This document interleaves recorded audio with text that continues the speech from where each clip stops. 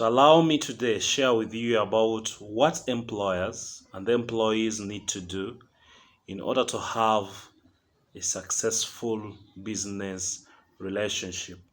There is a lot that every party needs to do. You find that in the business world, or every business, to be successful, its owners and employees need to be in a good working relationship. Every business has owners, and it also has what we call employees, the people who come to work for it. Those are what we call employees. But it should be noted that in order for this business to be successful, both the employer and the employee need to be in a good working relationship. And that's why I took note of this, that in order for a business to be successful, the business should be in love with its owners. There should be love between the owners and the business. The owners should be in love of their business. They should be in love of what they started. That is very important. Number two, the owners must also be in love with the business's employees. There should be a good working relationship between the employers or the owners of the business and its employees. And then number three, the employees must also be in love with their work. There should be love between the work that the employees do and the employees themselves. You cannot better what you don't like or what you don't love. But once you are in love with what you do, it will definitely prosper. And that is what we call a love between the employees and the work that is assigned to them. So those three important things are very necessary in every business setup. So this video will help both the employers and the employees to build that kind of good working relationship. In the employment world, both the employer and the employee have what they are supposed to do. Everyone in this relationship has a role he or she is supposed to do. Employers have roles to play or duties to execute in the employer-employee relationship, and also the employees have particular roles that they are also supposed to execute in order for them to have a good working relationship. If you are an employer, take keen notice of what I'm going to talk about. If you are an employee, take keen notice of what I'm going to talk about. If you want your business to grow up, if you want to better your business, it is important for you to take note of what I'm going to share with you about in regard to the employer-employee relationship. And of course, probably you're employing people, but you don't know what they are supposed to do. There are things which should be expected from an employee, and there are also things which should be expected from an employer. Very important, very important. And some of these things are included or are supposed to be included in what we call an employment contract. That in the execution of an employment contract, this is what is expected of an employee, and this is what is expected from an employer in order for the two to have a good working relationship, to avoid one party from cheating the other.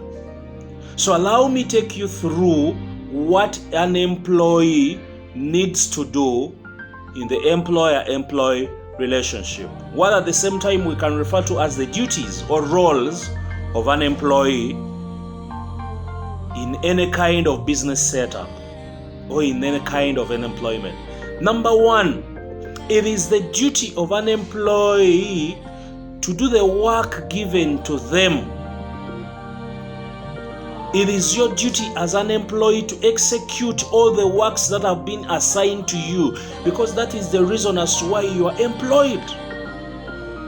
You are not employed just to be on Facebook, to be on WhatsApp, just to sit on the computer.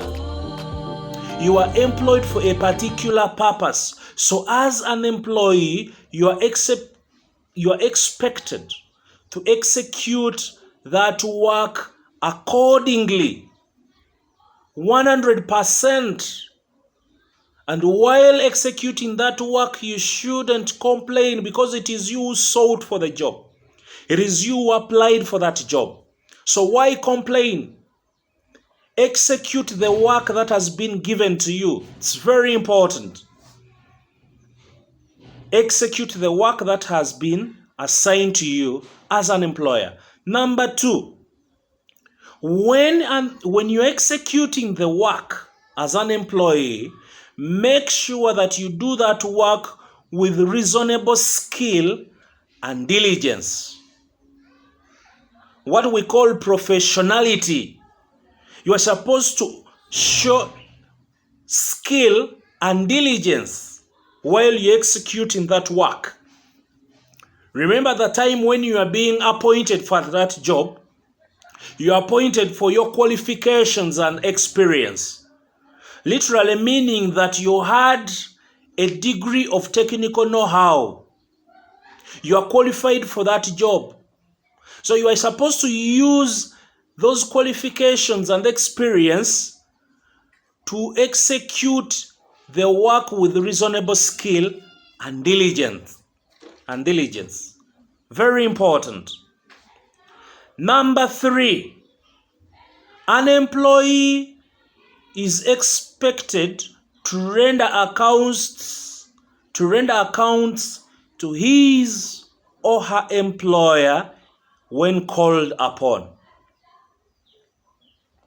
If you are executing a particular business for someone and it involves the buying and selling of goods, when he calls upon you to give him an account of the incomes and expenditures, you are supposed to render those accounts to your employer. It is your duty to render those accounts to your employer without any hesitations. Number four, an employee is expected not to open a business in a business setup of his or her employer. Sometimes people can be appointed to execute a particular work, but you find that in the course of their appointment, they open up their own businesses in those employments. Literally meaning that they have done away with the business they were employed for, and they are concentrating on their own businesses, and that is wrong. And some people are like that in the business world. You are trusted by someone, he pays you probably on a daily basis, weekly basis, or monthly basis, but you end up opening up your own business in his business setup. Meaning that you are going to be doing your own things in the time you're paid for, and that is wrong. If your employer gets to know about that, you are going to lose that job. Don't be tempted to open up or to begin a business in someone's setup, because there will be a clash of egos, and it is natural. The moment you open up your business, you will give it more time than the other one, because this is yours, and it will definitely cost your employer. So a wise employee does not open up his business in another person's business. Number 5, The duty not to delegate. Never try to be a boss in another person's business. You've been assigned work, but before you even execute it, you call on someone else to do the work for you as you're seated in the chair, or as you're watching TV, or as you're playing cards. There's so many things people do nowadays. Don't delegate work without the consent of your employer. Try as much as possible to execute that work as an individual. Number six, respect your boss. It is important for you to respect your boss. Give them the value they deserve. They're the ones who employed you. No matter how they look, no matter how tall or short they are, no matter their race, a boss will always be a boss. If you think you are more than him, then you're stupid. Because he's the one who pays you. And if you want to be his boss, resign from his job and you go and begin your own job, and then you will call on him to work for you. Know your limits as an employee if you want to have a good working relationship in someone's employment. Respect your boss. Number 7, as an employee, it is important for you to manage time. Time management is a virtue which should be part of every employee. Arrive on time or in time. Do the work in time. Finish the work in time. Don't or never keep the boss waiting. Never keep the boss waiting. Strive as much as possible to finish each and everything in time. Do it like there is no tomorrow. Time management is an essential in the employer-employee relationship. And then number 8 is the duty to always remain in communication with your employer. Make sure you don't break the chain of communication. It is important for you to remain in communication with your employer upon each and everything that you're doing. 1, it helps him know that you're doing the work. It also helps you keep in line with whatever he wants you to do. That is why it is important for you to communicate. In case of any issues, you consult from him. In case of any additional information you need, you get it from him.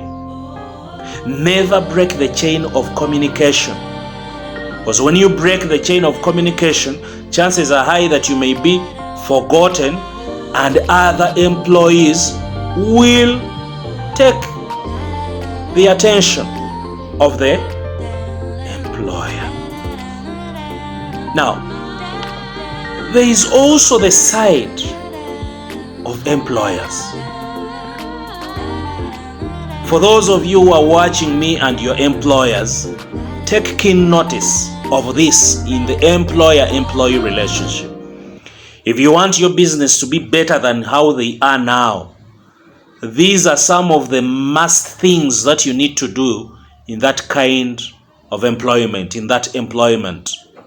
These are things which you cannot distance yourself from. You're supposed to execute them at a rate or at a percentage of 100% if you want to have a good relationship with your workers. It's very important. I've had a benefit of giving lectures in different employments. Sometimes you find when the employees are on strike, and these are some of the things which employees talk about. So as an employer, you're supposed to take keen notice of what I'm going to talk about. So what role does an employer need to do in the employer-employee relationship in order for their business to survive the test of time? Number one, pay the employees in time. However little your payment may be, make sure that you pay it in time. Why? Because this person spends most of his time on your employment. He puts in sometimes even extra hours. Sometimes even goes without food. So when time for payment comes, make sure you pay them. Pay them that which you promised to pay them. Not in halves, not in bits, not by words of mouth, not by giving excuses. Pay the employee what he or she deserves. That, however small it may be, if paid in time or on time, it will give them a satisfaction of heart. It will give them a reason to come back tomorrow and work. So it is important for you as an employer to pay your employees in time. Number two, reward the employees upon personal or collective achievements in your employment. For sure, if you find that someone has done extraordinarily well, has put in something extra, that your profits have shot up beyond your expectations, recognize those employees. Don't just laugh it off. It is important to recognize an employee for a job well done. It will give them reason to stay around. Remember, every employment is looking for the best. So if you have your best and you recognize what they do, they will definitely stay around, because every person in employment wants to be recognized. So it is important for you to come to reward the employee upon collective or personal achievements. Number three, to compensate the employee in case of any injuries faced in the course of the employment. Case of any injuries may occur at any point in time. Probably he's a driver, and in the course of execution of his duties, he's involved in an accident. As an employer, you owe him a duty of care. You can take charge, or you can pay his hospital bills. You can take care of his family. Those are humane acts which make an employee know that his or her employer cares about them. It's not about the work. Some employers act deaf to things which happen to their employees, not knowing that some of those things affect their employees' work. Because when an employee comes to work when his family is not happy, it affects his output. That is why, as an employer, you need to pay attention. You need to pay attention to the well-being of your employee. It's very important. Number four, to give annual leaves and compassionate leaves where necessary. Of course, leave gives the employee an opportunity to rest, to meditate, and also to re-energize for more work. That is the essence of annual leave. The opportunity to rest, to meditate or think through, and also get re-energized for more work. And even when they go on leave, make sure that you pay their full salary. You can also give them something extra for the leave. It's important to respect the leave of your employees. And you can also give them compassionate leave. For example, if they lose a loved one, give them some times of rest, like 5 days or 7 days. For example, if it's a male employee and his wife gives birth, give him compassionate leave. If it's a female employee and she gives birth, you're supposed to give her maternity leave. Then there is working leave, annual leave, annually. Respect their privacy.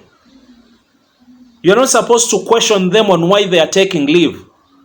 If it is due, give it to them. It will give them the satisfaction that you respect them, and it will also give them time to refresh. Time to refresh. Very important. Very important. Number 5, as an employer, it is important for you to respect your employees.